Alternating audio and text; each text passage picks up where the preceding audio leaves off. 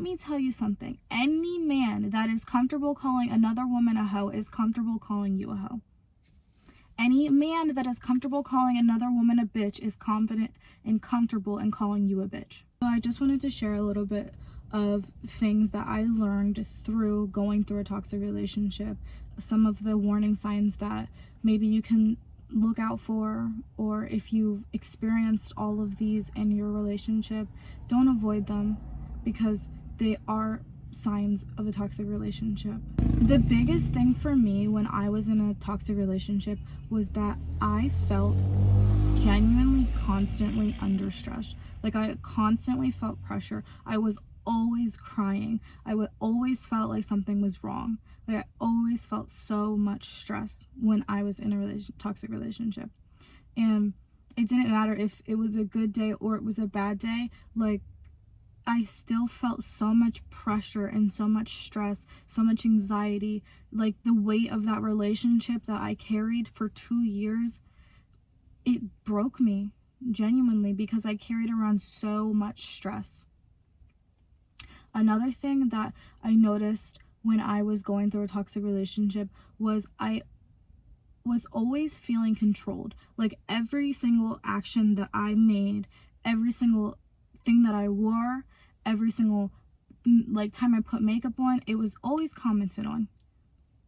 I remember this specific incident. For example, I went out with my friends and I wore something that was a little bit revealing, and I got back to my partner at the time's house and he was like, "Why are you wearing that? Who are you trying to impress? You're only supposed to look good for me." That is not okay. It's not normal. That is control. So if you feel like you are being controlled, your partner constantly comments on your appearance, constantly comments on what you're wearing or who you're with, or has a problem with who you're with, then that is control and that is toxic. Something else to watch out for is verbal degrading. Sometimes it can be so subtle that you don't even realize that it is verbal degrading, but like being called a bitch or being called a hoe. And let me tell you something, any man that is comfortable calling another woman a hoe is comfortable calling you a hoe.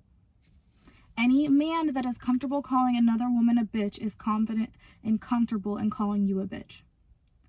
So any form of verbal degrading, such as calling you names, like calling you a bitch, saying that you're lazy, calls you a hoe, like, these are not things that you call someone when you respect someone. You don't call your partner that when you respect them. It doesn't matter how angry you are.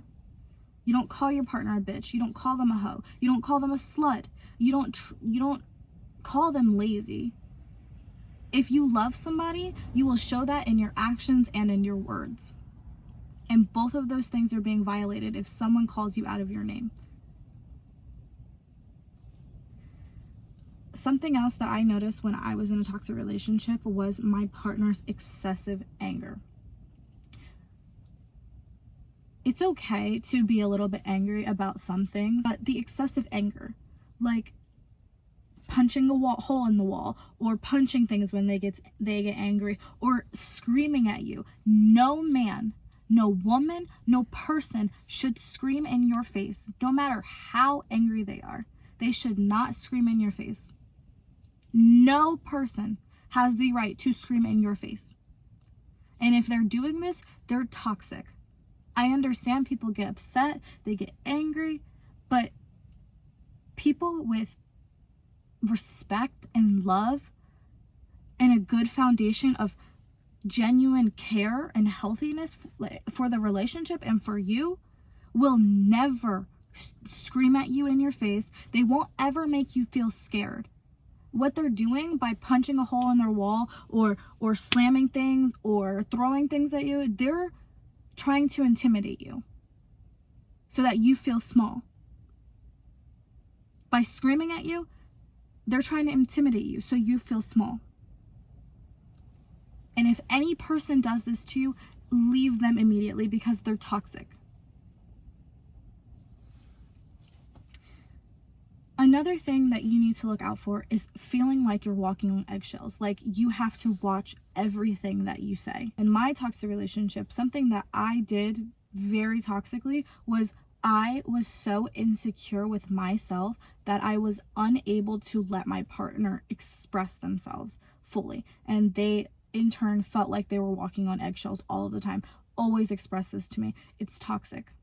If you are too insecure in yourself to allow your partner to express their hurt in a relationship towards you, or what they need changed in a relationship to you, then it's toxic, because your partner should feel like they have the freedom to talk to you about anything, and for you to understand and for you to listen, and for you not to silence them or you snap like that every time that they tell you something. It's not healthy. How can you have a relationship like that? How can you have a relationship if you're constantly, if they cannot express themselves to you? Because I was so insecure with myself, was unable to let him express himself. And if you cannot express yourself without someone blowing up every single time or getting insecure or getting in their feelings, you're never going to have a healthy relationship. Something else to watch out for is if both of you don't trust each other. This is another thing that goes kind of into feeling controlled, but it's a little different. Healthy relationships are built on trust, on mutual trust. If you don't have that mutual trust, if you sit down and you think about it and you think, holy crap, I do not trust my partner. I would not let him go to a club by himself. I would not feel comfortable if he went and hung out with his friends. I would not feel comfortable if he went and hung out with another girl. Then you have no trust for them.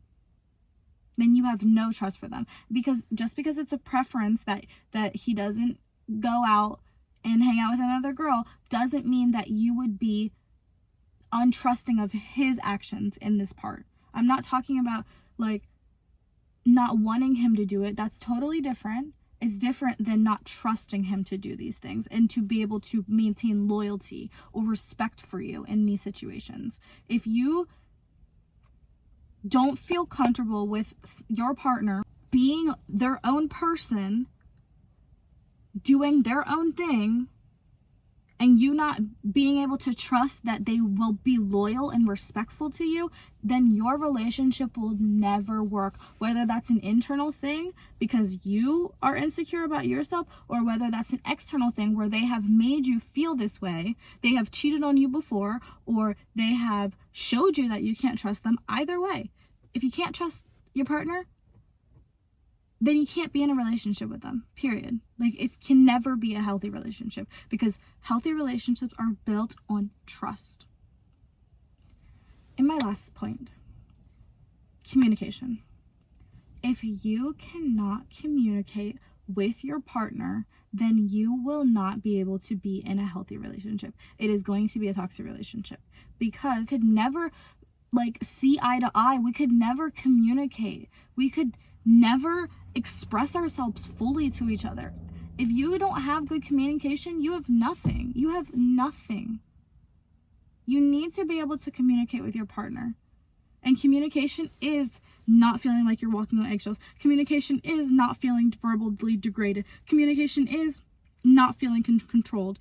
Communication is being able to say, hey, I'm angry. I'm going to go step away so I don't yell at you.